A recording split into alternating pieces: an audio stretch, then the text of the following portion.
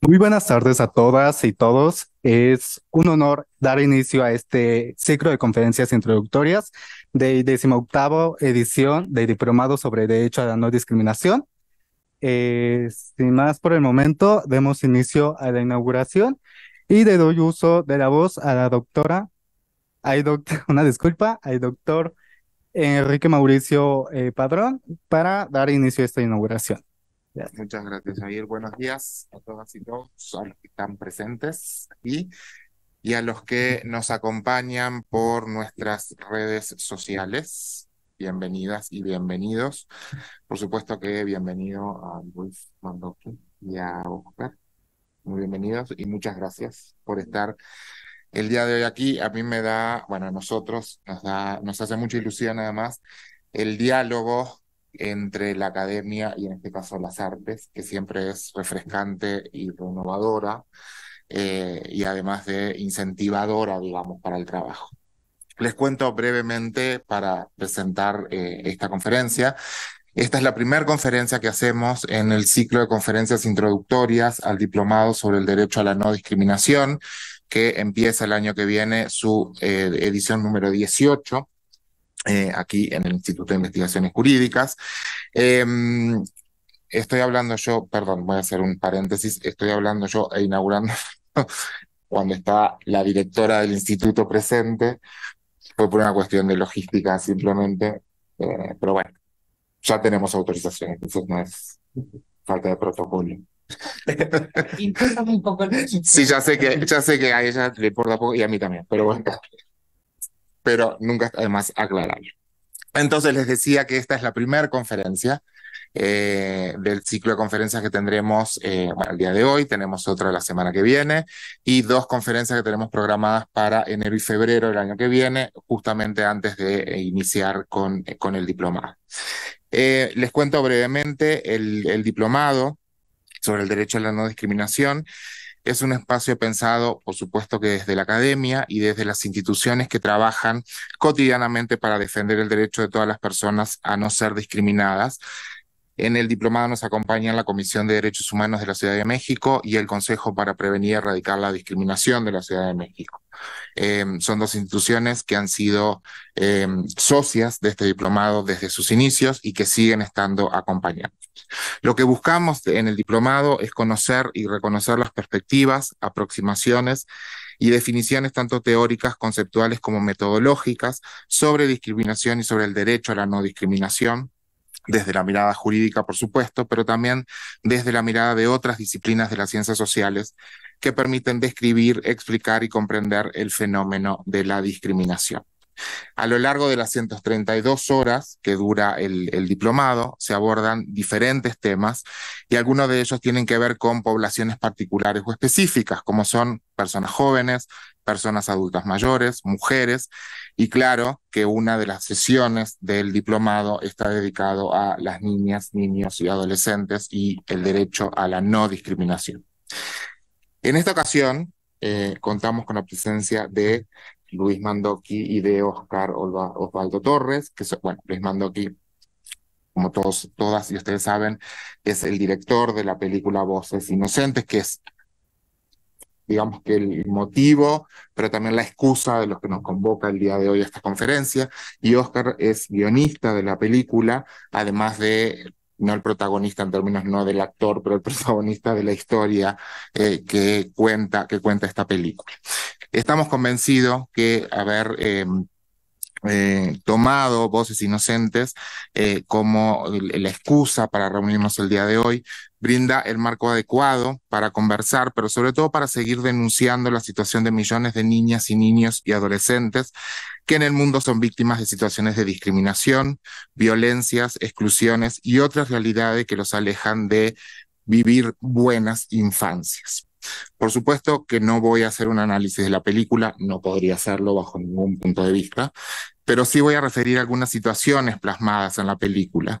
Esto me permitirá hacer una especie de introducción general a las intervenciones que continuarán después de mí. La película, y no voy a hacer spoiler, así empieza la película, se desarrolla en algún momento de la década de los 80 en El Salvador, en el contexto de una guerra civil que duró 12 años, originada por un conflicto agrario y donde un pueblo, Cuscatancingo, queda atrapado en la lucha entre el ejército y el movimiento guerrillero de los campesinos organizados. En ese contexto, la película muestra la realidad centrada en los niños, y digo niños porque está centrada en los niños varones, pero no deja de reflejar la cotidianidad de una comunidad que intenta sobrevivir a la guerra, y en este relato uno es testigo de todo lo que significa ser víctima de una situación de este tipo. Ahora, la película evidencia casi todos, por no decir todos, los elementos que desde la teoría se utilizan para definir lo que es, lo que implica y lo que provoca la discriminación. En términos generales, podemos decir que la discriminación se define como toda distinción, exclusión, restricción o preferencia que por acción o omisión, con intención o sin ella, no sea objetiva, razonable ni proporcional, se realice en cualquier ámbito público o privado y tenga por objeto o efecto obstaculizar, restringir, impedir, menoscabar o anular el reconocimiento, goce o ejercicio en condiciones de igualdad de uno o más derechos humanos o libertades fundamentales. Pero además, y en este caso particular, podríamos incluso referir a la existencia de distintos tipos de discriminación. Discriminación directa, discriminación sistémica, discriminación interseccional e incluso discriminación por asociación. Pero regresemos a la discriminación, a lo que la discriminación implica. Hablamos de situaciones, conductas, eventos que obstaculizan, restringen, impiden o anulan el reconocimiento, goce o ejercicio en condiciones de igualdad de uno o más derechos o libertades fundamentales. Los niños y niñas que son víctimas de conflictos armados están en una constante situación de violación de derechos humanos. Ven negados, por ejemplo, su derecho a la educación, la salud, a la vida en familia, a crecer en un entorno saludable, a las posibilidades de la formación laboral y a la construcción de un proyecto de vida adulto, pleno y autónomo, como lo refiere y garantiza el instrumento jurídico internacional en materia de derechos humanos e infancia. Ya desde la aprobación de la Declaración de Ginebra sobre los Derechos de Niños en 1924, pasando por el Cuarto Convenio de Ginebra del 49, relativo a la protección de vida a las personas civiles en tiempos de guerra, y sus protocolos adicionales, hasta la Convención sobre los Derechos del Niño de 1989 y su protocolo facultativo, se ha prestado atención a los derechos del niño y la niña en tiempos de conflicto armado. De acuerdo a Amnistía Internacional, las niñas y los niños que durante un tiempo son víctimas de conflictos armados son testigos y víctimas de actos de violencia e incluso son obligados a ejercerla. Corren el riesgo de sufrir graves heridas y mutilaciones, son víctimas de malnutrición o incluso desnutrición, o lo que se suma que tiene acceso que no tienen acceso a atención médica. Desde lo psicológico, las consecuencias son mucho peores. Pueden sufrir ansiedad, depresión, trastornos de conducta, agresividad, sentimiento de pérdida o soledad. Son niños y niñas a los que se les roba la infancia, que son sometidos a la violencia y lo ven como la forma normal de vida. Además, se les destruye sus lazos de confianza con la familia y la sociedad.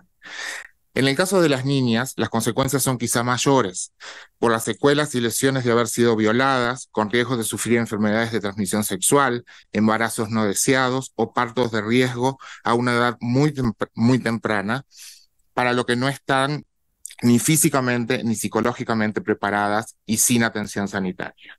En definitiva, la película Voces Inocentes tiene la virtud de mostrar en algunos momentos de manera explícita y en otros implícitamente muchas de estas realidades. Es capaz de transmitir que esa guerra, aunque se podría decir que cualquier guerra, anula inevitablemente los derechos de las infancias. Por supuesto que el derecho a la vida y a la supervivencia, pero también el derecho a la educación, a la salud, el derecho al desarrollo, el derecho a vivir en familia, el derecho a vivir en condiciones de bienestar o el derecho a un sano desarrollo integral. Para alguien que no ha vivido una guerra es imposible imaginar todo lo que significa. No debe existir realidad más atroz que esa para cualquier persona, pero para un niño o una niña es aún más cruel e inhumano. Y a pesar de todo esto, el juego, la amistad, la solidaridad y también el amor aparecen en la historia. Están presentes y es lo que finalmente da una especie de alivio a una realidad que podría ser absolutamente demoledora. Esto aparece como una forma de resistencia ante la violación permanente y sistemática de los derechos. Desde la formalidad jurídica, como ya dije, se ha avanzado mucho en el diseño y creación de mecanismos para la protección y efectivización de los derechos de niñas, niños y adolescentes. Si bien esto ha sido necesario e imprescindible, parece no ser suficiente o por lo menos parece no haberlo sido hasta ahora. Por ejemplo, la meta 16.2 de los Objetivos de Desarrollo Sustentable promulga que hay que poner fin al maltrato, la explotación, la trata y todas las formas de violencia y tortura contra los niños. Y la Agenda 2030 sitúa por primera vez a la dignidad de la infancia y su derecho a vivir sin temor ni violencia como una prioridad en la Agenda Internacional del Desarrollo. La Agenda 2030 y los Objetivos del Desarrollo Sostenible constituyen una oportunidad única para hacer realidad el derecho de todos los niños y las niñas a vivir sin temor ni violencia, como está consagrado en la Convención sobre los Derechos del Niño. Pero como dije, parecería que la promulgación, firma y ratificación de diversos instrumentos internacionales en materia de derechos no es suficiente. En la actualidad somos testigos, por ejemplo, de la guerra en Ucrania, la cual representa una amenaza inmediata para la vida y el bienestar de los 7.8 millones de niñas y niños del país. O podemos mencionar, citando a UNICEF, que más de 420 niños mueren en Gaza o resultan heridos cada día desde que comenzó la guerra. Por su parte, la organización Save the Children señala que cada 10 minutos muere un niño en medio de un conflicto. Tanto UNICEF como Save the Children señalan que un tercio de las víctimas mortales de los bombardeos de Israel en Gaza son menores de edad, a lo que se suman los 37 menores muertos en Cisjordania y los 30 niños israelíes que murieron en el ataque de Hamás del 7 de octubre. Las violencias contra las niñas y niños en todas sus formas constituye la violación de los derechos humanos. Es un problema social, cultural y político.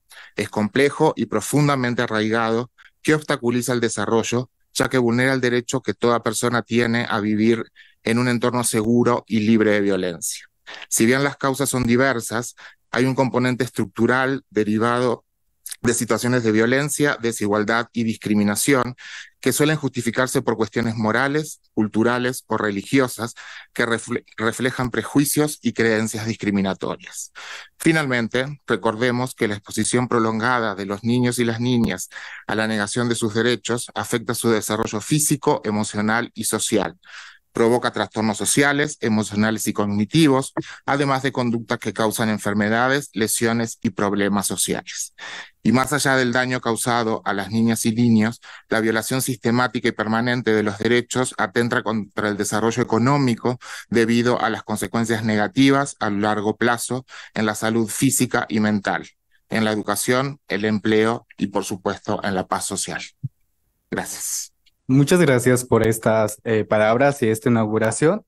Creo que aporta demasiadas ideas sobre el tema que se va a abordar en este día y que nos deja varias reflexiones sobre el papel que tienen los niños en los conflictos armados, sobre estos temas de discriminación, desigualdad y todas las circunstancias que atraviesan los niños en estas sociedades y, por tanto, la importancia de proteger los derechos de niñas, niños y adolescentes desde este abordaje jurídico, social y cultural. Sin más, demos la bienvenida y el uso de la voz a Daniel Nava Cázares. Muy buenos días todavía, bueno, tardes ya a todos, a todas y a todes. Pues me siento muy contento de formar parte de este ciclo de conferencias introductorias al diplomado sobre el derecho a la no discriminación. Agradezco primeramente a Mónica González Contrón, nuestra directora de este Instituto de Investigaciones Jurídicas, y a Mauricio Padronina Morato, secretario académico, pero ambos también son coordinadores del diplomado sobre el derecho a la no discriminación, junto con Paloma, que se encuentra también aquí presente, pues por darnos estos espacios y este tiempo para poder reflexionar sobre los temas. También agradezco a mi madre que está aquí presente, pero también a todas las personas que nos acompañan, tanto presencial como virtualmente. Y bueno, para finalizar como estos agradecimientos, doy las gracias a las personas que me acompañan, como ya lo mencioné a Moni, al doctor Mauricio Padrón, al señor Luis Mandoki, a Oscar Torres y a Yair Licona por estar aquí con nosotros. Película, quiero como resaltar algunos aspectos jurídicos que encontré. Como primer antecedente, me gustaría mencionar que la película, cuando fue grabada, se basa en una historia de El Salvador, que es a mitad del siglo XX, pues se encontraba en una situación de confrontaciones sociopolíticas y económicas por contradicciones históricas dialécticas del capitalismo en Centroamérica. Es por eso que en los años 70 y 80 la sociedad salvadoreña se vio envuelta en una guerra que dejó mucha violencia para la población. Por tal motivo, el Fondo de Naciones Unidas para la Infancia en 1986 estimó que habían muerto 60,000 civiles y habían abandonado más de 90,000 hogares en El Salvador. Estas dos últimas cifras, UNICEF se dio a la tarea de investigar y dicen que se calcula que más de la mitad eran niños y niñas menores de 14 años.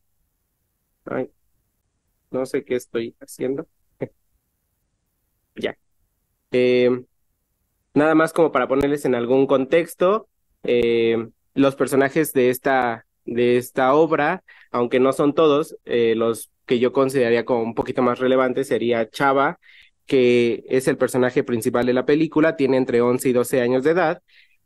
Lo podría describir como una persona de estatura pequeña, muy curioso, valiente y con mucha energía que quiere explorar el mundo y vivir aventuras. Kelly, su madre, renunció a su trabajo en la ciudad y trabajó en casa como costurera para no tener que dejar a sus hijos e hijas durante el día en tiempos de guerra. Angelita y Ricardito son sus dos hermanos. La primera es mayor que él, es una persona muy alegre y llena de humor. Y a su lado tenemos a Ricardito, que es el niño pequeño de la familia y es el consentido, yo diría.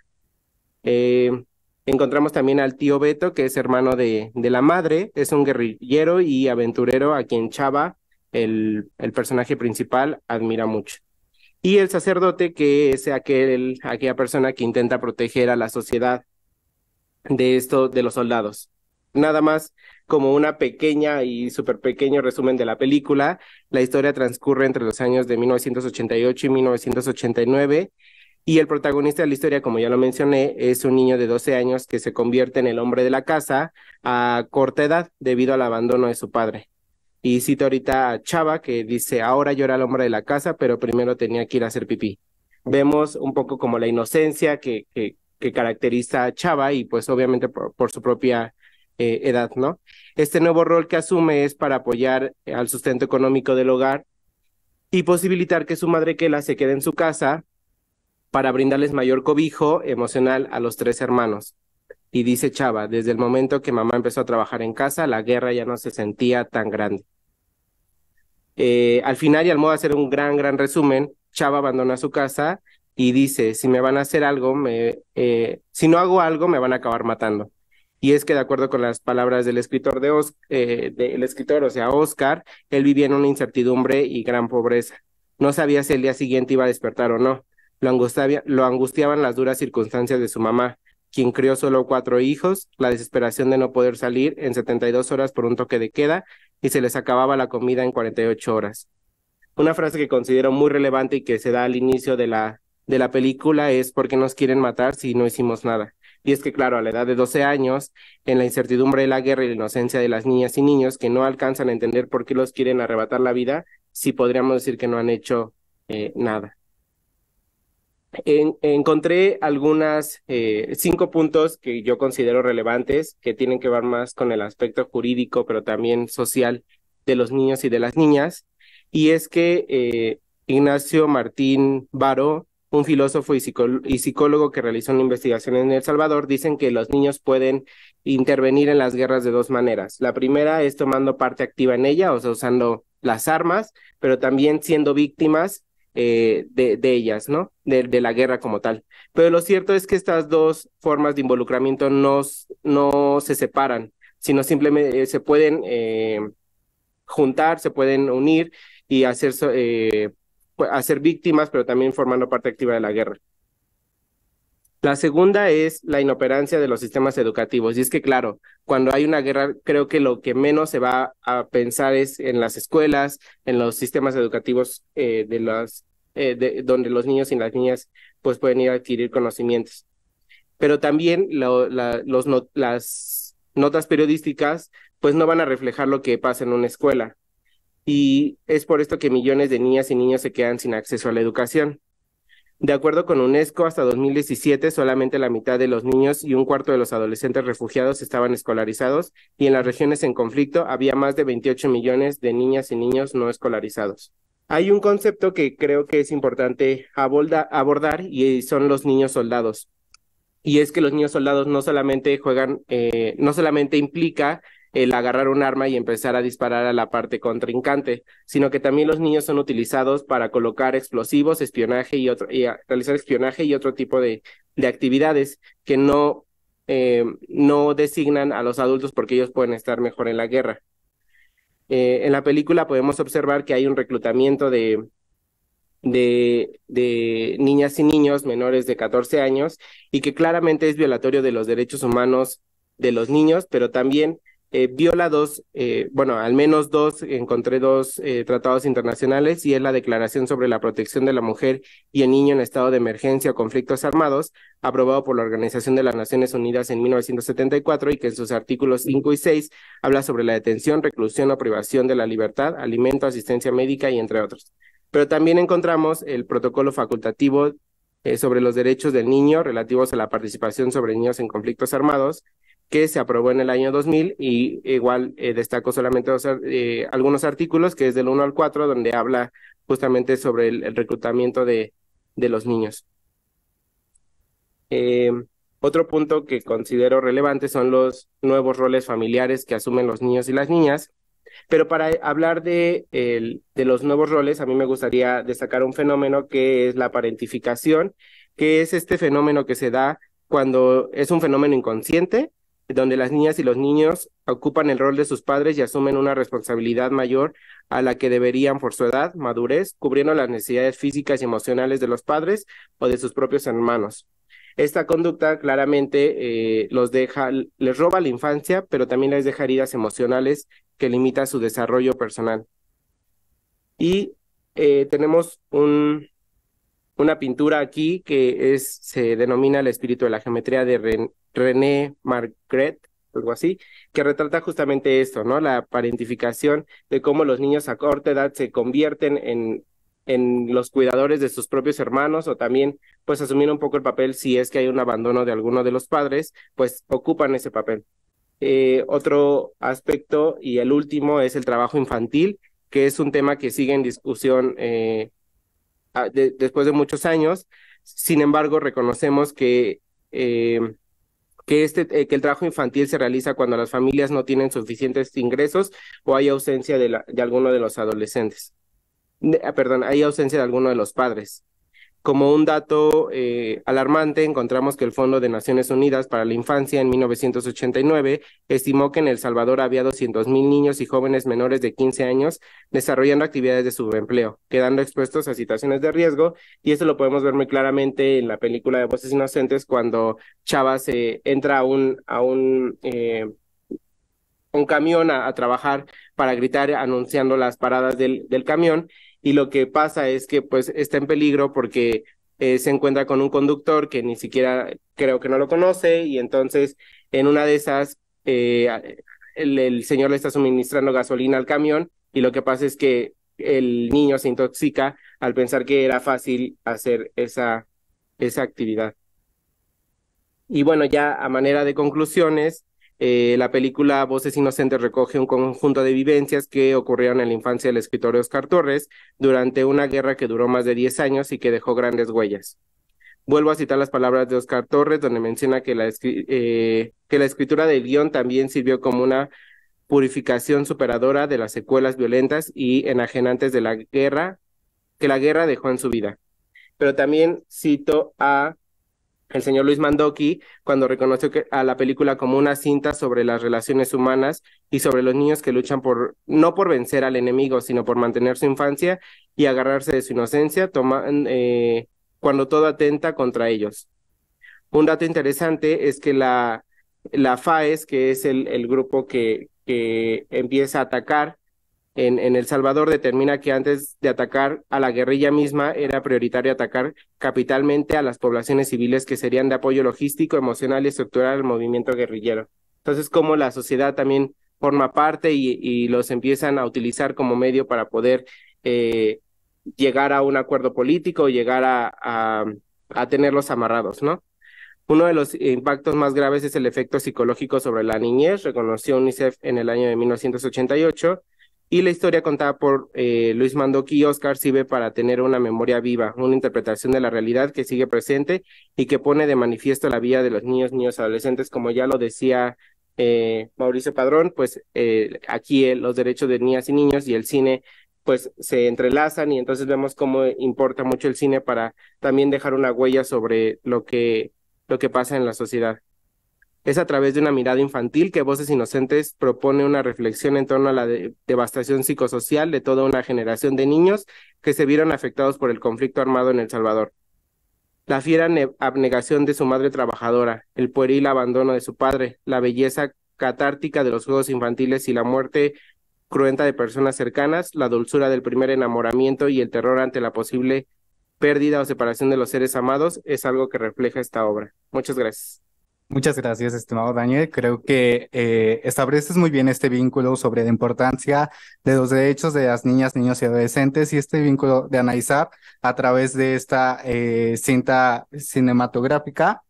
Y aporta 5 puntos muy importantes que ya los ha mencionado, y creo que es preciso tenerlos en mente, que son esta participación de los niños en conflictos armados, la operación de estos sistemas educativos que hemos visto a lo largo de estos años y décadas, la decadencia que existe en la región, y también estos nuevas responsabilidades que se les asignan a los niños, niñas y adolescentes, así como el trabajo infantil. Ahora creo que es importante analizar este ámbito de los derechos de los niños y su protección a través del ámbito cinematográfico, y más como este día que es 21 de noviembre, donde Naciones Unidas declaró como el Día Mundial de la Televisión, y esto en su resolución 21205 establece que este medio debe de ser promovido para intercambios de programas centrados en la paz, seguridad, desarrollo económico, social, cultural, entre otras cuestiones. Así es un placer presentarles cineasta Luis Mandoki, que nació el 17 de agosto de 1954 en la Ciudad de México. Estudió en el Art Institute de San Francisco y en el London International Film School. En 1980 debutó como director con El Secreto, cinta por la que recibió su primer premio Ariel. Después de esto dirigió algunos documentales como El día que vinieron los muertos, Papaloapan y Campeche, Un estado de ánimo. En 1984 realizó su segunda cinta Motel, y en 1987 filmó Gaby, una historia verdadera en la cual escribió, dirigió y produjo. Su gran trabajo le valió varias nominaciones al Globo de Oro y al Oscar. Después de esto, dirigió su primer película para el mercado norteamericano, White Spirits, en 1990, basada en la novela de Green Saban, y poco después estuvo al frente de la dirección de grandes títulos como Cuando un ángel ama a una mujer, de 1990, Mesh and Buddy, de 1993, Ángel X, de 2001, y Voces Inocentes en el 2004. Esta última película, la cual nos tiene aquí, fue escrita con el salvadoreño Oscar Orlando, basada en la experiencia del propio Oscar durante su niñez en el conflicto de El Salvador, cuando los niños eran reclutados por el ejército y su única salvación era ser enviados con algún familiar fuera del país, generalmente Estados Unidos, lejos de su familia, pero a salvo de la muerte casi segura en el conflicto político. Hay mucho que decir, pero el tiempo nos come, entonces demos la bienvenida y gracias por estar aquí. Muchas gracias. Un gusto estar con ustedes. Ustedes son estudiantes de este instituto. De acuerdo. Pues mucho gusto a todos. Es un honor la invitación, gracias. Y gracias por las palabras de ustedes que describen muy bien el contexto de la película y el porqué de la película. Yo conozco a Oscar, hice casi toda mi carrera en Los Ángeles. Estaba firmando yo un comercial para AT&T y al final del rodaje se me acerca uno de los actores, que era Oscar, y me dice: señor, una disculpa, me da mucha pena, pero me gustaría poderle dar un guión que escribí. Y bueno, así como esa situación, siempre como director, pues te llegan cientos de gentes que te traen guiones, historias, y que la verdad dejan mucho que decir. Pero me cayó bien Oscar. Y era diciembre, me vine a México a pasar la Navidad en Tepoztlán. Y una noche dije, bueno, vamos a leer 10 páginas. Y luego lo tiramos a la basura. Y leí 10 páginas, me impactaron las primeras 10 páginas. Le dije a mi esposa: te quiero leer esto. Y lo empezamos a leer juntos. Terminamos a la 1 de la mañana leyendo el guión. Me conmovió mucho. Y le hablé a Oscar la mañana siguiente. Y le dije: me gustó mucho tu película, tu guión. Creo que le falta trabajo, pero quiero hacerla con una condición. Me dijo: ¿cuál? Le digo que ahora que regrese, yo estaba viviendo en Santa Bárbara, ahora que regrese, te vienes y trabajamos el guión. Me dijo: sí, señor, claro, usted diga. Y regresé, terminó como 6 meses, ¿no? Viviendo prácticamente en mi casa, lo cual luego él describió como una psicoterapia intensa, en la cual íbamos encontrando partes de la historia que no estaba en el guión. Lo que yo descubrí en ese proceso, y que reconozco mucho la valentía de Oscar, fue que como sobreviviente niño de una guerra cruenta, en donde a través de sus ojos experimentó mucha violencia, mucha muerte, mucho peligro, mucho miedo, como lo verán en la película. Hubo un afán cuando escribió el guión de romantizar un poco la historia, de quitarle las partes cruentas, duras, como parte de esa necesidad de sobrevivencia, pero que yo sentía que era importante para contar bien la historia, indagar en eso. Y Oscar se abrió completamente. Escribimos juntos, fue para mí de las mejores experiencias creativas de mi carrera. Y finalmente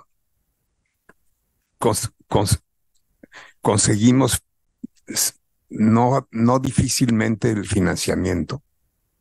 A los pocos meses ya estábamos en México preparando la película. Recuerdo que para mí era muy importante quién iba a ser el protagonista, quién iba a ser Oscar, que en la película se llama Chava, porque sentía que el espíritu de ese personaje era la esencia de la película. Hicimos un casting, vi más de 3,000 niños. Estábamos a 2 semanas de iniciar el rodaje. Llegaron los productores y me dijeron: estamos a 2 semanas de empezar. ¿Quién es el niño? De los 3,000 niños que ya viste, ¿quién es el niño? Y les dije: ninguno de ellos. ¿Cómo que ninguno de ellos? Digo, no es ninguno de ellos.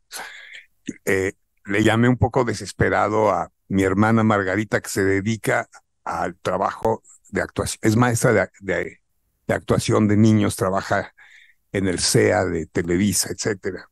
Le dije, estoy desesperado, necesito que me ayudes. Y a los pocos días me dice, voy para allá, y me trae un video de un niño que se encontró, era el hijo de un mimo, y que el mimo estaba haciendo su show en la plaza de Coyoacán, y el niño pasando el sombrero para que le dieran monedas. Vi al niño y le dije, este es el niño, tráemelo. Y me lo trajo. No sabía actuar, no tenía idea de lo que era la cámara, pero le dije a los productores, este es Chava. Me acuerdo que el primer día de rodaje, el Chava, el niño, no podía no mirar a la cámara, no podía llegar a sus marcas. Terminé yo en 4 patas guiándolo para que la cámara no me viera. Y al final del día le dije a mi productor, este es el fin de mi carrera. Pero descubrí después cómo dirigir lo que era, mientras la cámara estaba rodando, entre diálogo y diálogo, yo en voz alta iba diciendo los pensamientos del niño, el monólogo interno del niño, y de esa forma el niño iba reaccionando a lo que yo le decía y dio la actuación que está en la película. También como una semana antes de iniciar el rodaje estábamos en los estudios Churubusco, en las oficinas de producción, y de pronto le dije a Oscar, tenemos un problema. Me dice, ¿qué problema? Le digo, no sé de qué se trata la película. Y me dijo, claro que sabe, señor, se trata de mi historia. Y le digo, sí, pero ¿cuál es el tema? ¿Cómo que cuál es el tema? Y por intuición le dije, sí, dime qué pasó clave que te afectó cuando estabas reclutado en los enfrentamientos. Y vi que se le puso el rostro duro. Y me dijo, ya fue suficiente terapia. Y le dije, no importa, dime. Me dice, hasta ahí llegué, no le voy a decir nada más. Y no sé por qué, agarré la silla en la que estaba sentada, la aventé contra la pared, la silla voló en pedazos y me fui. Y me fui manejando a mi casa y como a los 20 minutos dije, ¿qué estoy haciendo?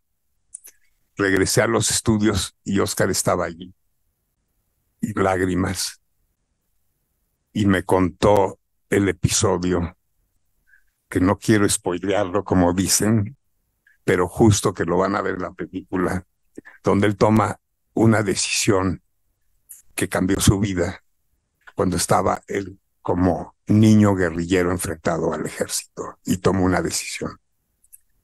Y para mí eso le dio la vuelta a todo. Y finalmente me acompañó en todo el rodaje. Me decía, es que no movían así los colchones para protegerse. O sea, me acompañó a que toda la historia estuviera fundada en los hechos reales. Y cuando 20th Century Fox decidió distribuir la película, hablamos de la premier, y decían, hay que hacer la premier en Los Ángeles. Y yo les dije, no, la premier tiene que ser en El Salvador. ¿Cómo en El Salvador? Digo, sí, en El Salvador. Lo peleé y lo ganamos. Cuando hicimos la función estaba lleno de gente, también de gente del gobierno, de militares. Y fue impactante la reacción, porque todo mundo, militares, civiles, mujeres, todos decían, así fue. Esa sí es la historia, porque había habido una película, El Salvador, de Oliver Stone, que no contaba la realidad de la historia. Y recuerdo que para mí fue un cambio de vida hacer la película. Recuerdo que cuando estrenamos la película bueno, estamos por estrenar la película en Los Ángeles. Hicimos una premiere, una proyección una noche en un cine, estaba lleno. Al final eran las 11 de la noche y había mucha gente que después de la proyección querían fotos y autógrafos, etcétera. Y ahí estábamos dando fotos y autógrafos. Y después de una hora había un tipo parado allí mirándome con un rostro muy fuerte. Y yo decía que quién es, que quiere, y finalmente se me acerca y me dice: señor, quiero tomarme un café con usted.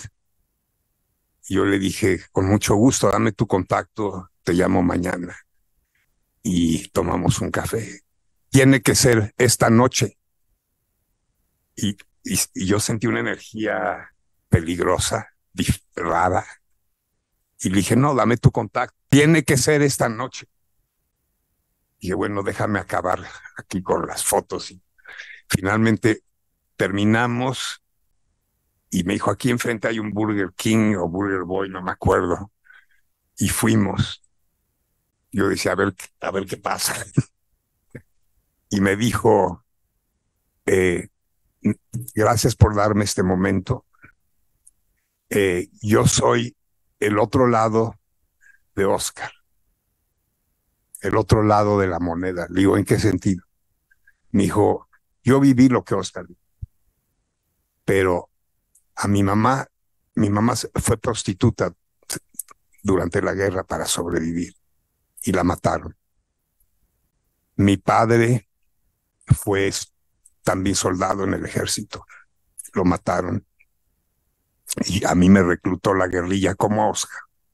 Y yo siempre estaba aterrado de enfrentarme a mi padre, de que una de las batallas fueran contra mi padre y tener que disparar o no. Finalmente logré escapar del Salvador como Oscar. Dijo: pero a diferencia de Oscar, mi destino fue diferente. Y de repente se levanta la camiseta y está todo tatuado. Y me dijo: yo me volví Mara Salvatrucha. Y le agradezco mucho que me haya recibido esta noche. Y le agradezco sobre todo la película, porque gracias a la película he tomado la decisión de salirme de la Mara. Y por lo mismo tengo que huir de Los Ángeles ahora, esta noche, porque si no me matan. Y por eso lo tenía que ver hoy. Me dio la mano y se fue. Y yo me quedé impactado, agradecido también de que me compartió esa historia y de darse cuenta del poder que tiene el cine de cambiar vidas humanas. Porque si no hubiéramos hecho esa película y no la hubiera visto, quién sabe qué hubiera pasado.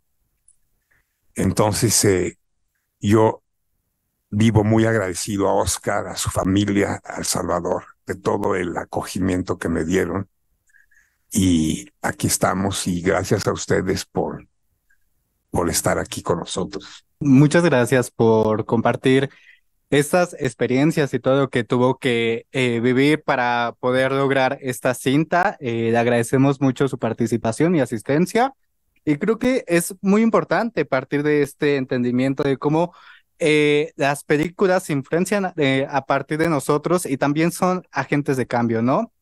Creo que la película Voces Inocentes retrata de esta manera la realidad que muchos niños y niñas viven en situaciones de conflicto a través de esta historia de Chava, un niño que se ve atrapado en medio de la guerra civil en El Salvador y pues prácticamente la película muestra las dificultades a las que se enfrentan tanto niños y niñas en estas circunstancias con la falta de acceso a la educación, la violencia y este reencontramiento forzado. Ahora demos el uso de la voz a Oscar Orlando, que es cineasta y nació en 1971 en Cuzcatancingo, El Salvador. que quedó atrapado en el lugar entre el fuego cruzado de este conflicto que se libra en su país y pues escapó a los Estados Unidos en 1986. En este lugar, contra todos los conflictos, logró reunirse con su madre y sus dos hermanos y como no podía asistir a la escuela por falta de documentos, pasaba el día viendo películas en la televisión y ahí comenzó a crecer su amor por el cine. Participó en el programa de estudios latinoamericanos en la Universidad de Berkeley, pero la abandonó para mudarse a Los Ángeles y persiguió su sueño de convertirse en actor. Su primer trabajo fue como mensajero para una agencia de talentos que más tarde lo presentó para que apareciera en comerciales.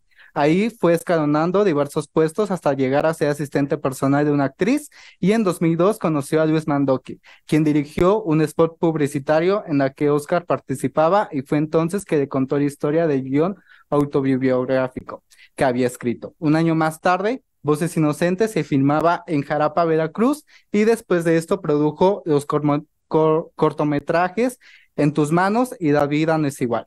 Como actor participó en series de televisión como Air, First Monday y Annie That Know. Entre sus últimos proyectos como director está el cortometraje de la cinta de Adore, I Love You. I Love You, sí. Gracias y demos el uso de la voz a Oscar. Gracias. Muchas gracias, perdón el arrastre del micrófono aquí. Pues muchas gracias, buenas tardes. Muchas gracias por la invitación, Mónica, doctor, y gracias por el agüita, ya nos hacía falta. Luis, gracias siempre. A Luis siempre le daré las gracias por el resto de mi vida. Viviré agradecido por la oportunidad que me dio. Voy a comenzar de atrás para adelante, porque en lo que hablaban, presentaron la película de una manera muy, muy bella. La vida es bella, pero como esa película también, Voces Inocentes, es una película muy dura de ver, porque es una realidad muy dura de ver y de entender y de querer revivir. A mí me tocó hacerlo no fue opción, fue casi obligatorio, en el sentido de o me sentaba a escribir o prácticamente moría por lo que estaba viviendo. Y rapidito de cómo se disparó esto fue, por usar una palabra, cómo se disparó esto fue porque después de los ataques del 9/11, de septiembre 11 del 2001, cuando recibí la noticia de que Estados Unidos estaba siendo atacado, mi llamada telefónica fue: levántate que están bombardeando Estados Unidos. Yo no me quedé a ver las noticias, yo me salí de casa y me puse mi pijama y me fui a la calle a buscar las bombas, porque en El Salvador era una reacción muy natural hacer eso. Cuando eran balazos no te quedabas en casa, no ponías los colchones contra la pared, sino que salías con todo el pueblo, con toda la gente huyendo de donde venían donde venía el bombardeo. Y entonces esa fue mi reacción y esa misma noche me desperté con un ataque de pánico, con ansiedad intensa. Nunca en la vida había sentido eso. Creí que me estaba muriendo. Acabo de tener una hace como 3 días, por cierto. Por cierto, Luis, necesito más terapia. Y yo siempre he dicho que en este aspecto quiero hablar un poquito de lo que ustedes están haciendo aquí, la labor que están iniciando, este diplomado, que se me hace algo, no es maravilloso, es esencial, es necesario, porque para los que hayamos vivido la guerra nunca acaba, vives con ello por el resto de la vida. Y también la otra parte que creo que es importantísimo de recordar y de que podamos nosotros como humanos reconocer es que no tienes que haber vivido una guerra para vivir en guerra. Los niños de los que estamos hablando viven guerras en todo aspecto, en casa, en la escuela, etcétera. Y no tiene que ser una guerra, un conflicto armado como la historia que nosotros contamos, a lo que nosotros nos tocó vivir, porque la vida en general es difícil de todos modos. Y los adultos, y lo siento si nos apunto, creamos unas situaciones y unas realidades muy cruentas para los niños, sea donde estén, sea donde sea el país que sea. Y no nos damos cuenta porque si pensamos, si no es violencia en este caso, si no es violencia, si no es un conflicto armado donde pasa, no es eso, pero es eso. Porque a los niños nos impactan las cosas mucho más, como somos como cemento fresco, todo hace un impacto mucho más fuerte. siempre, nos marca más que a los adultos, porque todo lo vemos muy grande. Cuando regresamos a El Salvador con Luis, que quería ver dónde había sucedido lo que habíamos vivido, yo me acuerdo que mi escuela era un edificio grande, y cuando regresamos era 2 plantas y súper chiquito, un edificio pequeñito, es una escuela de pueblo, pero mi mente era todo mucho más grande. La iglesia también, según yo, era una catedral, era una iglesia de pueblo. Entonces, a los niños nos impacta todo mucho más. Eh, Comenzando de atrás para adelante, cuando mencionaron algunos de los aspectos y de las cosas y las realidades con las que tienen que vivir los adultos después de haber sido niños sometidos a estas realidades, escribí un par de palabras que me brincaron porque es algo con lo que yo vivo. Una de ellas es soledad, otra es depresión, otra es tristeza, otra es valor personal. En el aspecto de que nosotros cuando comenzamos a ver muertos por las calles a los 7, 8 años, mi primer muerto fue alguien sin cabeza. Luego el siguiente fue un guerrillero en el cementerio. Nosotros no sé por qué jugamos en el cementerio y encontramos a un guerrillero muerto ahí ya inflado, porque si no entierras a un muerto después de 3, 4 días empieza a hincharse y a oler muy mal. Em, y así fue que empezamos a perder la inocencia. Y otra cosa con la que crecemos, y me incluyo porque lo vivo diario, es que luchamos mucho, y perdón que por eso le digo a Luis, creo que necesito terapia todavía, Luis, 6 meses más, porque es así, como en la película, si la han visto, si la verán, contamos la historia de un punto de vista humano, que es, la vida no es una línea recta.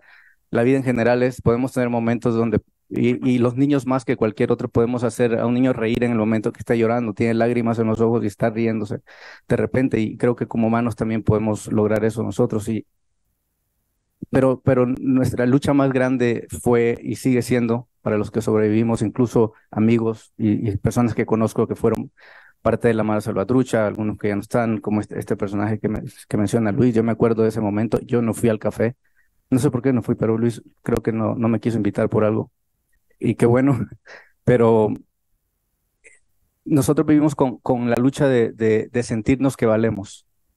Y eso es la repercusión que toma ese daño a la niñez, ese trauma que se nos causa, en este caso conflicto armado, sí, pero no tiene que ser eso. Y crecemos sintiendo que no valemos.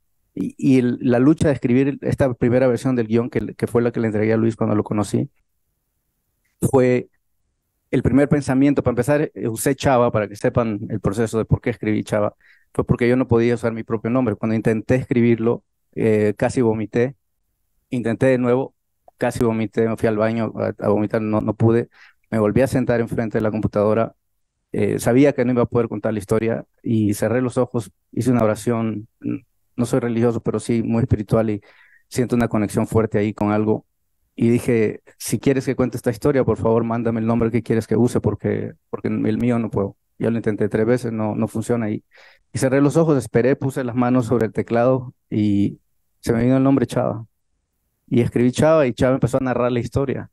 La narración que comenzó es diferente a la que terminó siendo. Un ejercicio que me puso a hacer Luis al final, ya que estábamos en postproducción. A este hombre lo quiero como muchas cosas: padre, tío, guía, psicólogo, etcétera. Pero ese día que me dijo, la narración no está lista, ya habíamos terminado de filmar, ya estábamos en postproducción en Los Churubusco, y me puso a trabajar de nuevo, a regresar a ser niño de 11 años para narrar realmente lo que ese niño había vivido. Casi lo mato. Lo odié tanto porque me hizo regresar de nuevo a un lugar que creí que había dejado atrás, pero fue lo mejor que pudo haber hecho, porque la narración que la película tiene creo que es lo que realmente no solamente nosotros vivimos, pero lo que muchos niños viven. Pero esa es la lucha diaria, la lucha interna es ese valor personal, eso sentirnos que nuestra vida vale, porque como creciendo en guerra nos dimos cuenta que la vida no valía mucho, porque o escuchabas la canción equivocada, o decías la palabra equivocada, o te ibas con el mando equivocado, te mataban, no valía nada. Un momento estabas vivo, el siguiente ya no. O sea, porque o te agarraban o porque te caía una bala perdida, como una escena en la película que ese personaje de la niña al lado es un ejemplo de muchos. Nosotros tuvimos un vecino que fue un niño recién nacido a que le cayó una bala en su cunita. por ejemplo, y simplemente te agarraba la balacera en medio de trabajar o en medio trabajando para los autobuses, me agarró varias veces en el centro, por ejemplo, y tenías que encontrar la manera de esconderte, de sobrevivir, etcétera. Pero ahí comienza el daño y comienza ese efecto es un efecto dominó que no acaba nunca. Una cosa te lleva a la otra, pero lo que siempre, siempre, siempre se mantiene en mente es que no vales. Y esa fue la lucha de escribir esto. Mi voz interno, mi crítico interno me decía, ¿quién va a querer leer esto? No, no lo cuentes, no lo digas, no vales nada. ¿Quién crees que eres? Eres solamente un actor, en ese momento actor mesero. Es todo lo que eres, nadie más, a nadie le va a interesar tu historia. Y esa era la voz diaria, todos los días que me sentaba a escribir era esa. Y cuando Luis me llamó, yo a Luis lo admiraba porque para mí Luis era mi Steven Spielberg. Él era el único mexicano haciendo cine y grandes películas. Cuando un hombre ama a una mujer, con Meg Ryan, Andy García, Message in a Bottle con Kevin Costner. Y la última que había hecho en ese momento había sido Trapped, que es con Charlize Theron, Kevin Bacon, la niña esta Dakota Fanning, que creo que ellos fueron los que la descubrieron. Para mí era mi Spielberg. Entonces es como que alguien que sea fan del fútbol le llame Messi o Cristiano Ronaldo, ¿no? O Hugo Chávez aquí. Y para mí fue que alguien me dio un espacio y una voz. Por eso digo que siempre le estaré agradecido, porque esa es la otra. ¿Cuántos niños que se convierten en adultos, en hombres, en mujeres, tienen el espacio de poder hacer esto? Yo soy afortunado porque lo tuve, pero a cuántos les abren el espacio para procesar su niñez, sus daños? Somos contados, somos muy afortunados, y los que tenemos esta voz, gracias al cielo, ojalá la estemos usando para ayudar y promover y voltear a ver hacia atrás y extender el brazo y la mano.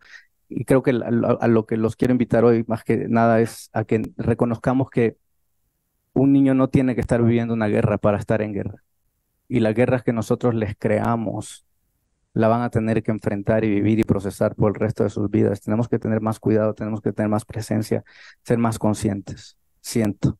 Y para nosotros mismos también, por cierto. Pero bueno, ese es más o menos, en resumen, cómo llegamos a este día. Pero muchas gracias por la invitación. Esto es algo maravilloso lo que ustedes están haciendo. Muy importante. Muchas gracias, Oscar. Creo que aparte de reflejar la importancia que tienen la participación de los niños en esta lucha contra la violencia sistemática e interseccional, también nos recuerda la urgencia que tenemos de proteger y promover los derechos fundamentales de los más jóvenes. Estos derechos inherentes a la vida, la educación, la protección y expresar sus opiniones. Creo que es importante mencionar que como sociedad debemos de comprometernos a garantizar que estos derechos no solo sean conceptos teóricos, sino acciones tangibles para cada niño y niña y adolescente. Por último, pero no menos importante, y creo que es un honor poder escucharla como siempre, le doy el uso de la voz a nuestra estimada directora, la doctora Mónica González Contra. Pues muy buenas tardes a todas y todos. Bueno, estoy muy emocionada el día de hoy. Es difícil hablar al final, pero estoy muy emocionada por varias razones.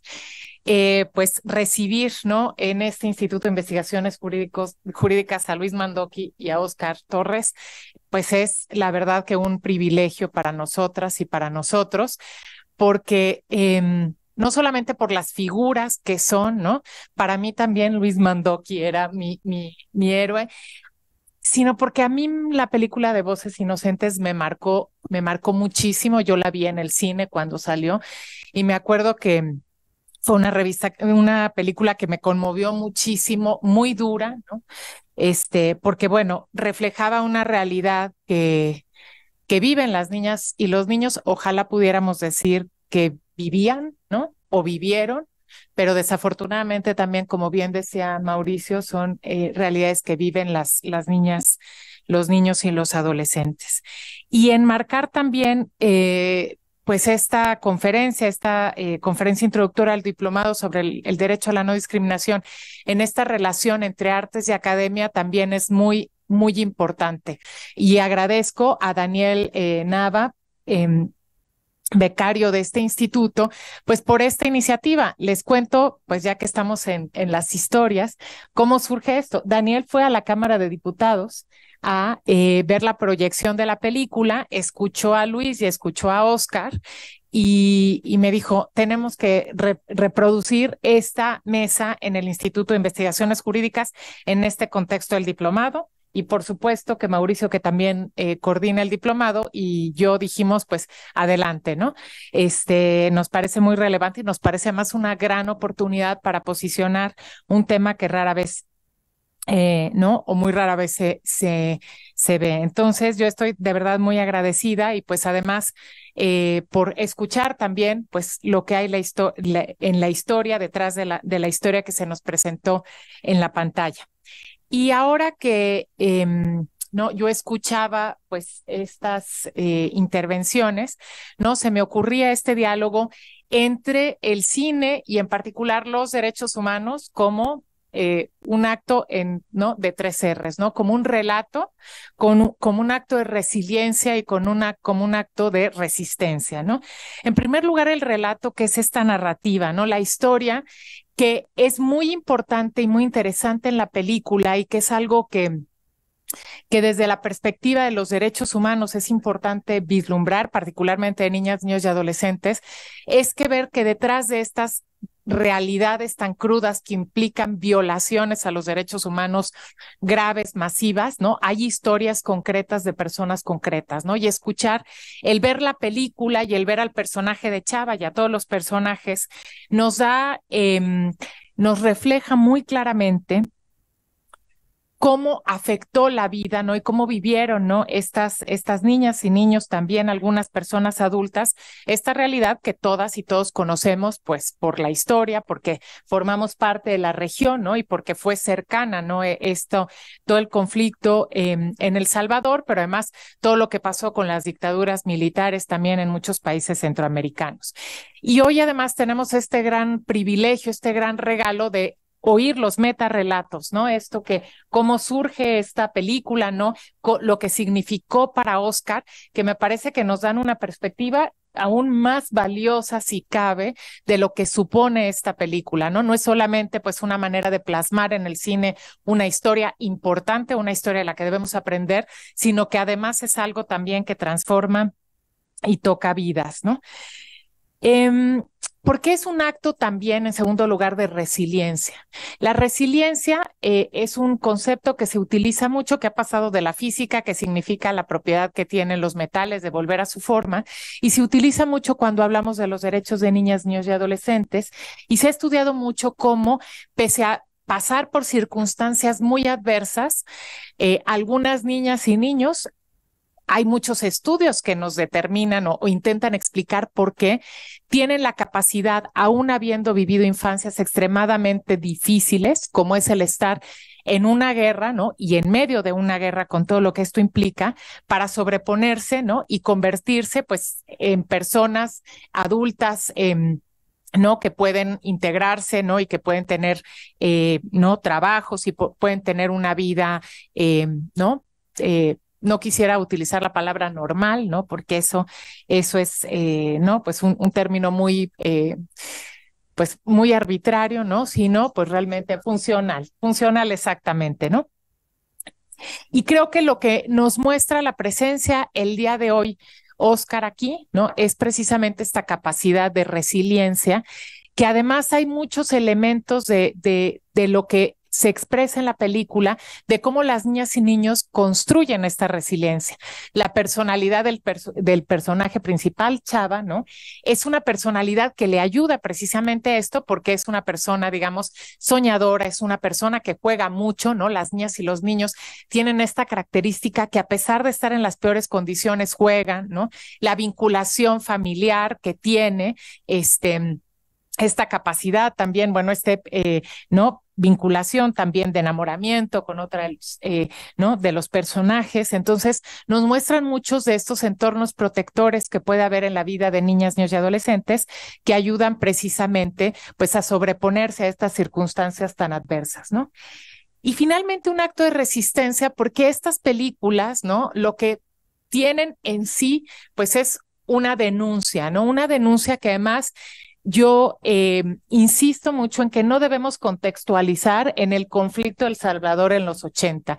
Debemos trasladar a nuestro tiempo, no solamente por las guerras, digamos, formalmente declaradas, como de las que hablaba Mauricio, sino de las guerras también que estamos viviendo y de los conflictos que no han cesado en El Salvador mismo, en la situación de violencia, pero en nuestro país, ¿no? En donde, pese a que no hay una situación de guerra declarada, tenemos contextos de guerra en diversas áreas del territorio nacional y tenemos una seguridad militarizada y tenemos además un ejército que cada vez tiene más poder con todo lo que esto puede implicar de riesgo y que tenemos que mirar también, y en este sentido nos da un aprendizaje también y nos da lecciones esta película de lo que puede llegar a pasar en este país cuando los militares, cuando al ejército se le da una fuerza que no debe de tener, ¿no? Como es el caso del país.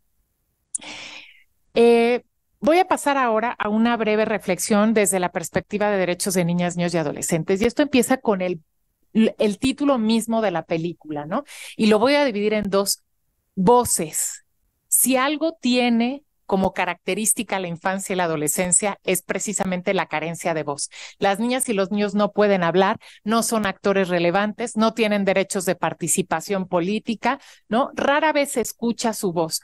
La guerra es una guerra siempre ocasionada por personas adultas invariablemente, ¿no? Nunca ha habido, me parece, que una niña o adolescente que sea culpable de la guerra, ¿no? Pero las niñas y los niños siempre son víctimas de la guerra, pase lo que pase, ¿no? Víctimas en un doble sentido, en la vulneración a sus derechos mientras dura la guerra, pero también en algo que se extiende a lo largo de su historia de vida, como nos ha reflejado con mucha claridad Oscar, porque el vivir en una guerra tiene consecuencias a futuro, ¿no? Entonces, son víctimas que no cesa, digamos, en cuanto cesa el conflicto armado o la situación de riesgo, sino que esta situación, ¿no?, se prolonga a lo largo de la vida por las repercusiones que tiene el vivir en una situación de violencia y de violación sistemática a los derechos. Y en este sentido, entonces, el dar voz a un niño, a mí fue lo que más me impactó. Es una historia en donde se cuenta una guerra desde la perspectiva de un niño. Y esto es algo extremadamente innovador. Y vale no solo por ser novedoso, sino porque además nos tiene que obligar a una reflexión, ¿no? Y nos hace ver de verdad lo que implica para una niña o para un niño el vivir la guerra, ¿no? En el cine la guerra está muy romantizada, ¿no? Porque normalmente se ponen las batallas y todo eso, bueno, pues los grandes héroes, ¿no? Y la muerte parece banal, ¿no? En las grandes producciones estas, ¿no?, bélicas. Y el dar voz precisamente, ¿no?, desde la narrativa de un niño que vivió la guerra y que además vemos que es la voz de un niño porque se nota muy claramente en la película que Oscar regresa a su infancia cuando está relatando la historia a través de la voz de Chava, ¿no? Y en ese sentido el dar la voz pues es algo muy novedoso. E inocente, si nos vamos a la definición, precisamente es que no tiene culpa. En ese sentido ya vimos que ningún niño tiene culpa de la guerra, ¿no? Simplemente la sufre y la vive, pero también se entiende como una persona que no tiene malicia, que no desconfía de los demás, ¿no? Y eso es algo que también tiene que ver con la resiliencia, pero que justamente se quiebra, ¿no? Un niño, por su propia condición de desarrollo, deposita su confianza en las otras y los otros. Un niño tiene dependencia siempre, muchas veces física, emocional, afectiva, de las demás personas.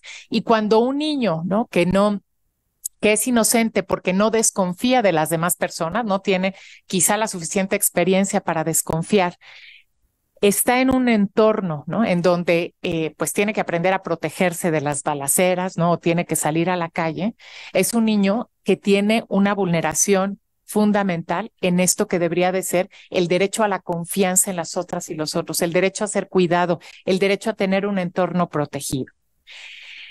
Y esto es muy importante, ¿no?, vislumbrarlo, me parece, también desde la perspectiva de los derechos, ¿no? No es solamente estamos hablando de una situación que podemos decir inadecuada, injusta, sino también vulnera derechos, porque como bien había dicho también, se mencionó aquí, la Convención sobre los Derechos del Niño que se firma en 1989 y que ha sido ratificada por prácticamente todos los países del mundo, incluido El Salvador, incluido México, y 10 años después el protocolo facultativo de la Convención sobre los Derechos del Niño para la participación de niños en conflictos armados y también la Agenda 2030, como bien se decía, no reconoce el derecho de niñas y niños a no participar en los conflictos armados en esta doble vertiente, como soldados, como participantes activos, pero tampoco como tener que sufrir, ¿no?, un contexto de guerra. Y precisamente la película rompe con este adultocentrismo que normalmente domina la narrativa de las guerras, ¿no? Ya lo habíamos dicho, dándole voz a un niño que vive la guerra y que finalmente se involucra también en ella. Y ahora también, pues nos están dando otra perspectiva de un niño que vive las mismas condiciones y cuyo futuro fue muy distinto también al que tuvo Oscar. Voy a simplemente hacer una breve reflexión desde los 4 principios rectores de la Convención sobre los Derechos del Niño y cómo estos principios se ven vulnerados y qué es lo que tenemos que hacer, ¿no? El Comité sobre los Derechos del Niño identificó 4 principios rectores en su primera sesión. Este es el órgano que contempla la misma convención para interpretar los derechos. Está formado por 18 expertos internacionales y los principios identificados son el interés superior de la niñez, la no discriminación, el derecho a la vida y desarrollo y el derecho a los puntos de vista de niñas y niños. ¿Por qué? Y empezamos con esto, que es el contexto del diplomado, ¿no? ¿Por qué la película nos muestra una situación de discriminación? En primer lugar, porque como también dijo Mauricio, la discriminación implica la negación de los derechos y es indudable que hay muchos derechos que se ven negados en este contexto y que la película retrata perfectamente bien, ¿no?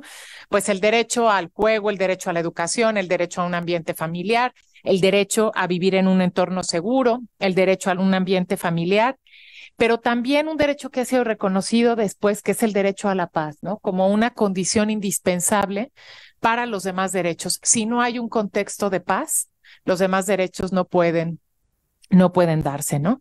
Pero también hay una negación a los derechos, al derecho a tener voz, que tiene que ver con el derecho a la participación, pero en un sentido muy contradictorio, porque las niñas y los niños, por ejemplo, no pueden votar, no pueden ser votados, normalmente no tienen acceso a los medios, pero como vemos en la película y como sucede también en la realidad en México, sí pueden ser reclutados tanto por el ejército como por la guerrilla, ¿no? Entonces, pues es una situación de una gran paradoja porque se le niega a precisamente algunos derechos por pensar que no tiene la madurez suficiente para ejercer estos derechos, pero los derechos respecto a los cuales ser protegidos, como esta estabilidad, esos no les son garantizados. Y es una responsabilidad del Estado y esto nunca hay que olvidar, ¿no? En segundo lugar, el interés superior de la niñez, ¿no? Que como interpretado el comité, significa el estudio sistemático de cómo se verán vulnerados los derechos con cualquier política que tome el Estado. Y esto, desde luego, pues ya lo dijimos, se ven vulnerados muchos derechos. Desde luego que cuando hay una dictadura o como con el caso mexicano hay una política de militarizar la seguridad, no se toma en consideración cómo se verán vulnerados estos derechos de niñas y niños. Y esto es algo que seguimos viviendo hoy en día porque las consecuencias precisamente de la violencia no han cesado, pero además estamos viviendo en muchos lugares, y hablo del caso mexicano, que es el que más conozco, muchos lugares en donde las niñas y los niños no pueden salir a la calle, en donde también se dan balaceras. Tenemos una realidad en México en donde en muchas zonas, incluida esta Ciudad de México, ya las escuelas tienen la obligación de tener protocolos para balaceras.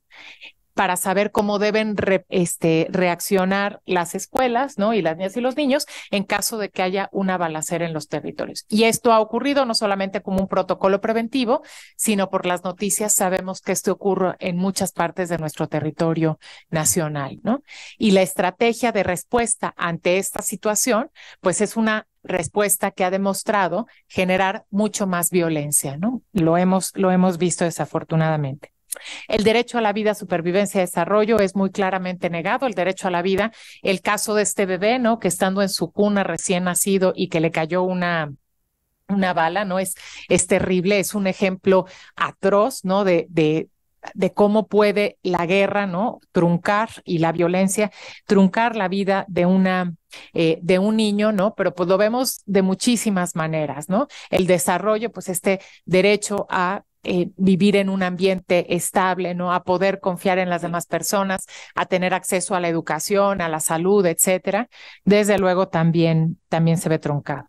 Y finalmente, el derecho a ser escuchado, ¿no? Que pues sí, como decíamos, las voces de las niñas y los niños no se escuchan en la guerra y esta película nos da la oportunidad de tener esta narrativa, ¿no?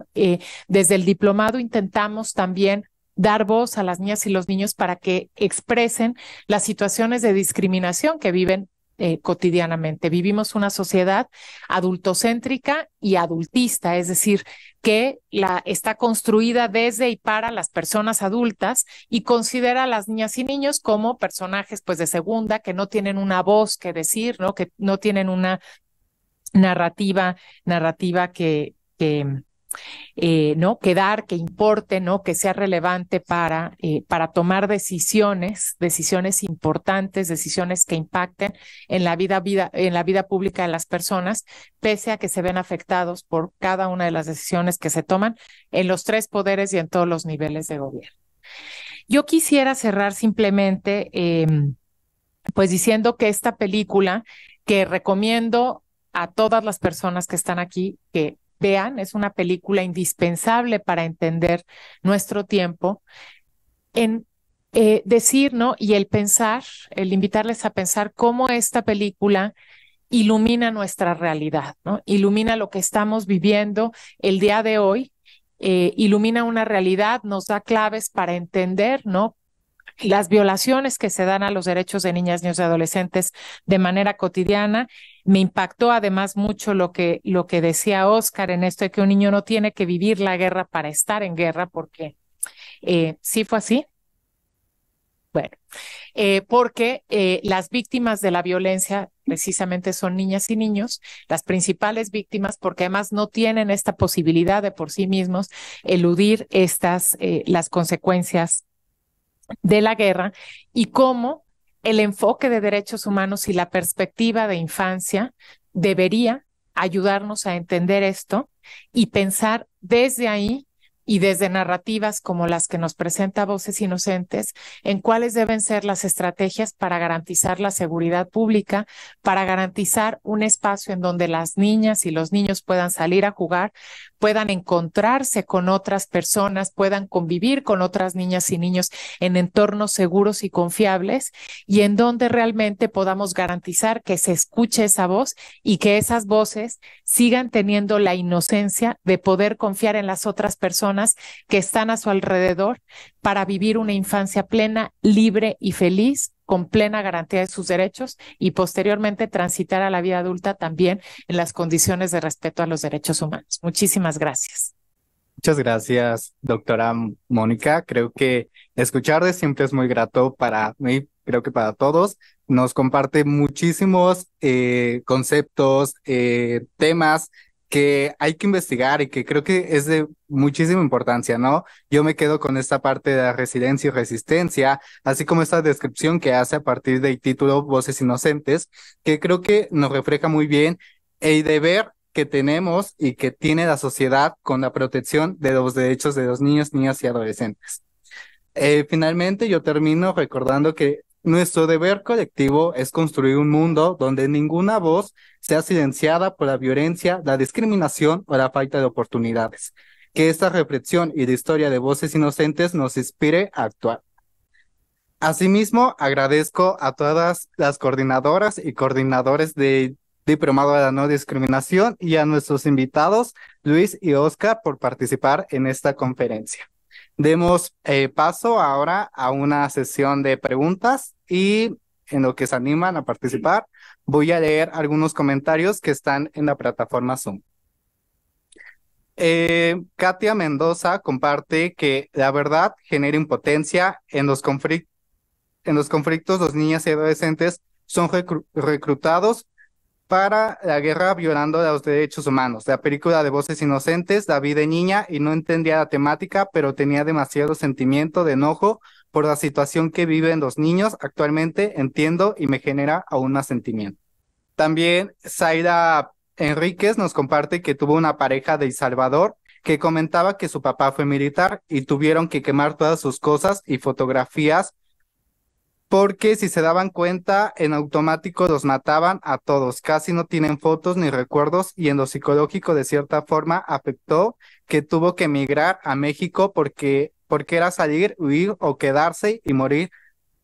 Actualmente viven en México, pero sí da mucha impotencia y al haber escuchado lo que vivió. Y finalmente, también nos comentan la situación que se vive en nuestro país, principalmente en el sur del país, donde pues prácticamente muchos niñas y niños son vendidos a cambio de recibir a cambio de recibir dinero, porque pues es una situación que se vive donde tienen que vender prácticamente a sus hijos para poder sobrevivir, ¿no? Y es aquí donde vemos de nuevo cómo el Estado está debilitado en protección y promoción de los derechos de los niños, niñas y adolescentes. ¿Alguien tiene alguna pregunta? La iniciativa, Daniel, qué buena idea de haber traído esta mesa al instituto, y me quedo con 3 cosas de la mesa que me parecen bien relevantes. La primera, el poder del cine. La verdad es que hay una cantidad de películas que traen la realidad a la vista de las personas que ven una cinta y transmiten una cantidad de ideas de una manera tan sencilla, tan empática, que hace que el cine sensibilice de una forma increíble, ¿no? Entonces, qué maravilla que se haya hecho el documental respecto a la situación que se vivió en El Salvador de un niño en el conflicto armado, y bueno, que tengamos esta cinta como un reflejo de eso, ¿no? La segunda idea que me parece muy relevante, que también ya se dijo, es visibilizar la situación de El Salvador, porque creo que a pesar de que fue un conflicto larguísimo y que, como decía Mónica, es un conflicto cercano para México, creo que, digamos, yo lo seguía porque en esa época lo estudiaba, ¿no? Pero era el combate entre el FMLN y el ejército y nunca se me atravesó que estaban viviendo los niños, ¿no? Creo que la película es el rostro de o sea, muestra lo que significó esa realidad para los niños, y qué maravilla que la cinta esté para dar cuenta de eso, ¿no? Y otra cosa que me parece también muy relevante es la actualidad de la película, tristemente, ¿no? Yo pienso en los niños que son cooptados por el narcotráfico, por ejemplo, ¿no? Que están combatiendo como parte de los cárteles y con todos los efectos que tiene la participación de los niños en conflictos armados, ¿no? Entonces creo que es una película que no se queda tristemente en la historia de un niño en El Salvador o de los niños en El Salvador, en el conflicto armado, sino que pues la tenemos a flor de piel en México y en otras partes del mundo, ¿no? Entonces, de verdad, yo fui invitada a este espacio sin saber a qué venía y me voy muy contenta. Ha sido una mesa que a mí me llegó mucho, ¿no? Entonces, gracias a ambos por estar aquí, y Daniel por la iniciativa, a Mauricio, a Mónica y a Paloma por colocar una conferencia sobre este tema en el instituto. Espero que esté grabada para que no se queden los que estuvimos acá y que pueda estar ahí a disposición de cualquier persona interesada. Gracias. Buenas tardes a todos. Maestro, felicitaciones. Mis palabras es felicitar al instituto, al maestro. Tuve el privilegio de acompañarlo, como le comentaba al inicio, por ahí del 2004 en la sala Julio Bracho, en el Centro Cultural. Igual estuvo acompañado por el maestro Oscar, y desde entonces nos hace pensar y nos hace reflexionar qué se ha hecho por la niñez actualmente. Falta mucho trabajo que hacer, pero esta aportación desde la trinchera del cine, pues nos ha impactado. A la fecha vemos conflictos armados actualmente. Pensamos que esto debería cesar, sin embargo, continúa. Pero la reflexión es esa, que podemos aportar cada uno desde nuestra trinchera y lo más importante es que todas estas ideas se pueden canalizar de una forma muy, muy productiva y, y bueno, pues sin más que decir, solo me resta felicitar a todo el panel y agradecer por tan magna exposición. Muchas gracias. Ay, ¿yo qué les puedo decir? Felicidades a todos, señor director. Excelente película. Oscar, mis palabras para ti. Mi agradecimiento por esa fuerza, ¿no?, que tuviste para escribir algo tan doloroso, ¿no? Las cuestiones relacionadas con los derechos de niños, niñas y adolescentes, pues la doctora Mónica y el doctor Mauricio han sido claros. Pero el valor que tú tuviste para narrar tu historia, eso es lo más loable, porque nos reflejas el sufrimiento, la desigualdad, la discriminación, como bien lo dijo Mónica, y son cosas que seguimos viviendo y nuestro país no está exento, como bien lo dijo Mónica. Y yo aquí quiero resaltar la obligación que tiene el Estado para garantizar los derechos de niños, niñas y adolescentes. Felicidades. Pues a mí me gustaría hacer un comentario desde 3 puntos de vista distintos, ahorita que me animé a comentarlo. El primero, como un niño que no se me hacen ajenos las violaciones sistematizadas a los derechos humanos de los niños.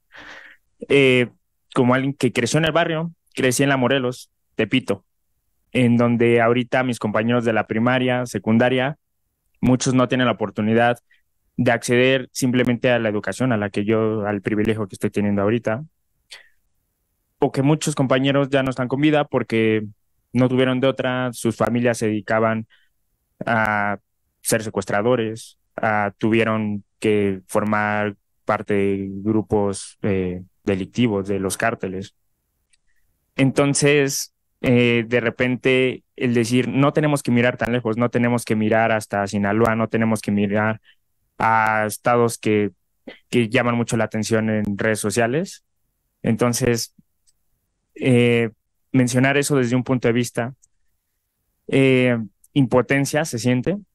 Por otro lado, el mencionarlo desde un punto de vista desde el privilegio que yo viví, porque mi familia, afortunadamente crecí a lo mejor en la misma colonia, pero con un entorno familiar diferente, en el que mi mamá, pues justamente con mucho orgullo lo digo, es Ministerio Público en una agencia de menores víctimas y se dedica a estar defendiendo a muchos niños, pero desde el punto de vista del derecho, y lo correlaciono, la obligación del Estado y la falta de solidez que tiene el Estado en prevención, en políticas públicas, porque si bien el papel que está haciendo, por ejemplo, en este caso la Fiscalía, que se ve sobrepasada de trabajo, que hay pocos ministerios públicos para poder atender tantos casos que hay en la ciudad y solamente en la ciudad, que muchas veces ya mi mamá da cuenta y dice, son atroces las condiciones en las que llegan a vivir muchos niños.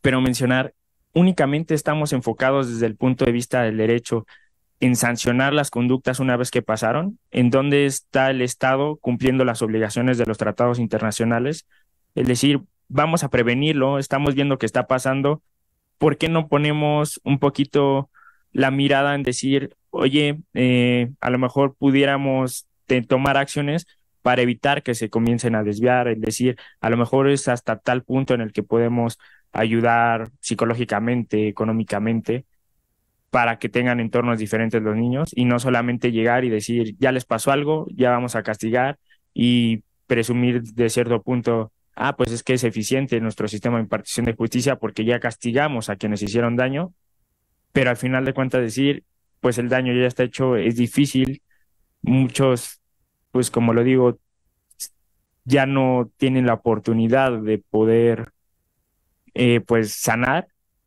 para otros es muy difícil y eso hace que como consecuencia sean adultos que quedan marcados, que claro, uno hasta cierto punto debe ser responsable de qué hacer, pero muchas veces es muy difícil juzgarlo desde un punto de vista ajeno a uno, ¿no?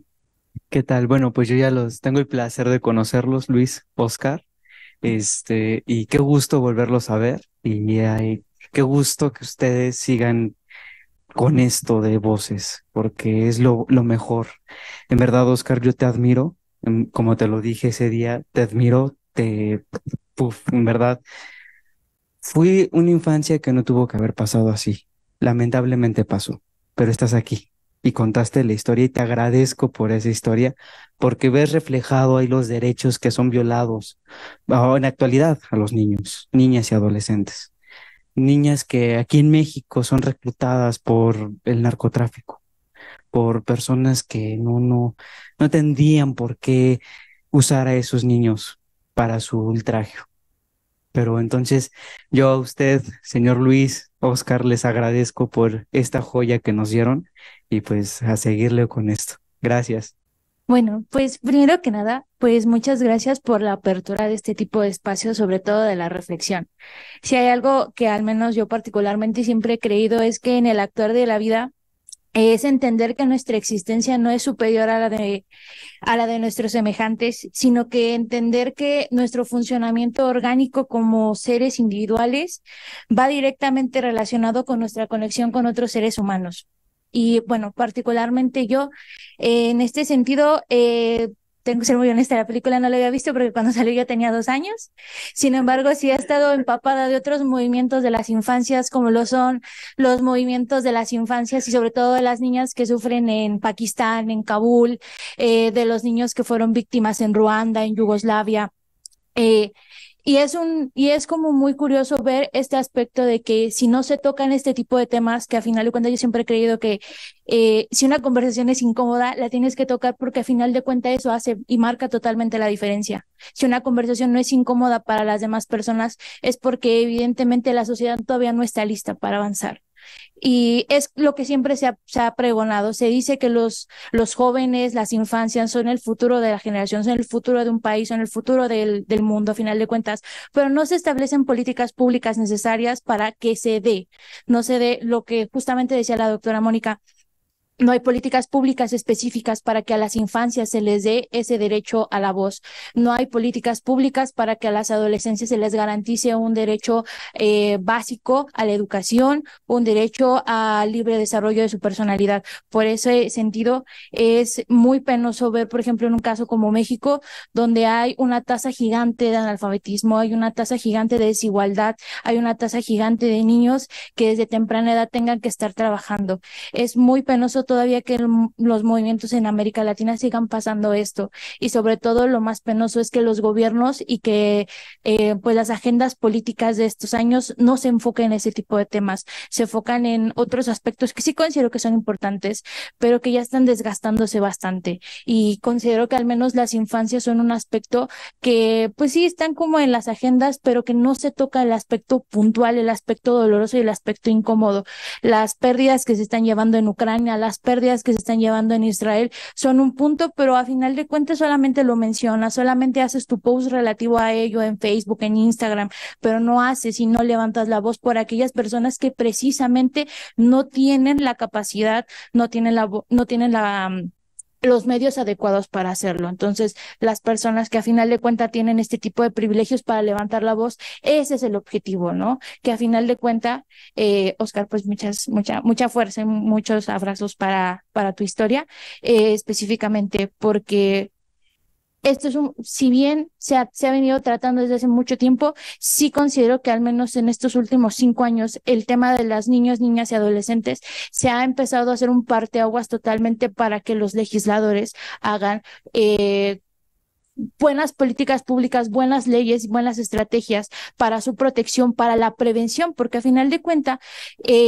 sí importa mucho el aspecto de la legislación, sí importa mucho el aspecto de la seguridad, pero no debería de ser ese el objetivo, debería ser el objetivo de la prevención, debería ser prevenir, debería ser garantizar, no se debería de propiciar psicólogos o aspectos de seguridad para niños que fueron reclutados por el narcotráfico. Deberían de promover de que esos niños nunca lleguen a tocar un arma.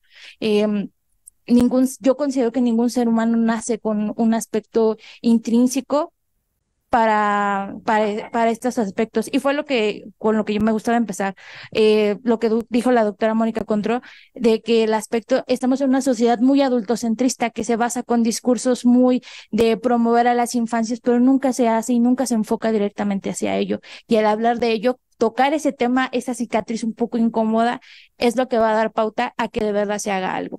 Muchas gracias. Gracias. Buenas tardes. Realmente este espacio es significativo por la trascendencia de la película y sobre todo por lo que da a comunicar y la violación de los derechos de los niños. Ya lo dicho por los participantes, solamente agrego algo que mi antecedente fue en 1998. Yo trabajando acá, teníamos compañeros que trabajaban en el Estado. Llega una compañera totalmente preocupada, platicamos y me dice, oye, por favor, te pido el apoyo para que pueda yo regresar a trabajar aquí en el Distrito Federal en ese entonces. ¿Cuál es el motivo? Dice, estoy aterrada, es el término, estoy aterrada. Y como paréntesis, ella es directora en el estado, su pareja tenían condiciones laborales excelentes. Estoy aterrada de vivir en este estado. Mi hijo, que tiene 6 años, en este momento aspira a ser el mejor narco de la región. 1998. A los problemas que ya se han comentado, que efectivamente comparto, pues aquí tenemos también un problema muy fuerte que en el cine, finalmente como un medio de cultura, y si entendemos como la cultura también, como aquellas costumbres y hábitos que de generación en generación se están transmitiendo, pues también tenemos un verdadero problema muy grave aquí en el país, que es precisamente la aceptación de esa cultura violenta por parte de los niños y niñas. En ese sentido, no solamente tenemos que verlos desde un punto de vista jurídico precisamente para poder aceptar y entender que realmente el Estado no aplica un Estado de Derecho en esas regiones o muchas regiones del país, sino precisamente ahora el problema más fuerte que tenemos es cómo es que esa cultura de violencia, de pérdida de derechos, se está introyectando a las niñas y los niños precisamente y están de manera natural y voluntaria participando en ese esquema. Me parece que el reto y la complejidad de hoy en día sí es muy grave y por supuesto también pues debe de atenderse en un ámbito como pero también un ámbito que a través de la cultura se puede también ir luchando. O sea, este problema no tiene que ver solamente a partir de una directiva, tiene que verse en diversos contextos y me parece que la unión de todos ellos podrá tratar de hacer frente a este gran problema que vive el país. Gracias. Muchas gracias y buenas tardes. Primero agradecer a Luis que no tiró el guión, porque la verdad es que es una película que sí te deja un mal sabor de boca cuando la ves y dices lo que está sucediendo.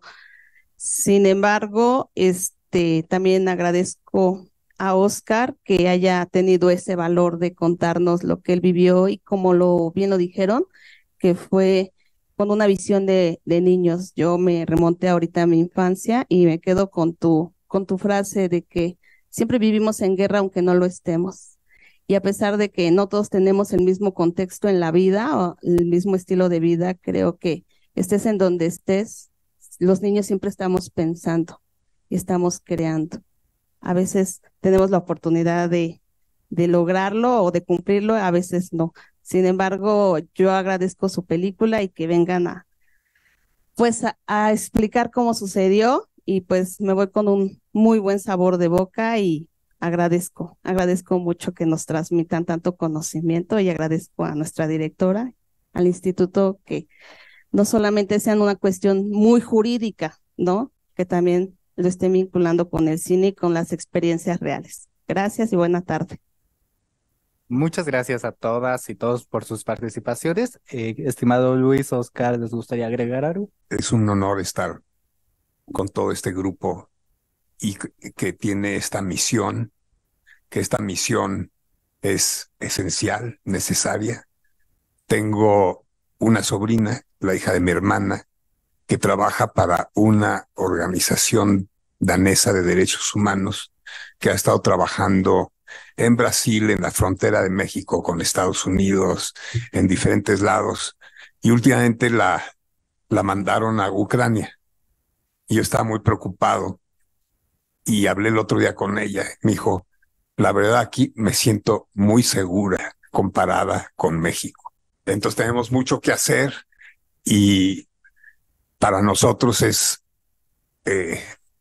muy un aliciente ver que hay un grupo como ustedes que está dedicado a la lucha por los derechos humanos de los niños, que son muchas veces los seres invisibles, como dices, sin voz, pero que la tienen y que hay que dárselas. Bueno, gracias. Para concluir, gracias a todos por los comentarios y por estar aquí, la presencia y ustedes, gracias por invitarnos a ser parte de esto. Nos sigue llenando el alma que esta película siga haciendo lo que hace en el mundo. No se creó por eso, pero creo que fue un acto muy egoísta de mi parte, es querer sanar, pero gracias al cielo eso salió al mundo y yo siempre he dicho que entre más personal te mantengas, más universal te conviertes, porque todos somos pero tan similares. Así es que ojalá nos reconozcamos. Y lo último, gracias a la muchacha ya por hacernos sentir viejitos. Muchas gracias. Muchas gracias a todas y a todos los participantes, así como a nuestros panelistas. Fue un honor estar en esta mesa y compartir y escucharles a través de todas estas experiencias y comentarios que nos hicieron llegar. Doy por terminada esta conferencia y antes de que se vaya, termino mencionando que esta conferencia no solo sea un momento de reflexión, sino el inicio de acciones concretas en favor de los derechos de las niñas, niños y adolescentes, y recordando que cada gesto, por pequeño que parezca, contribuye a crear un entorno más seguro y equitativo para las generaciones futuras. Gracias.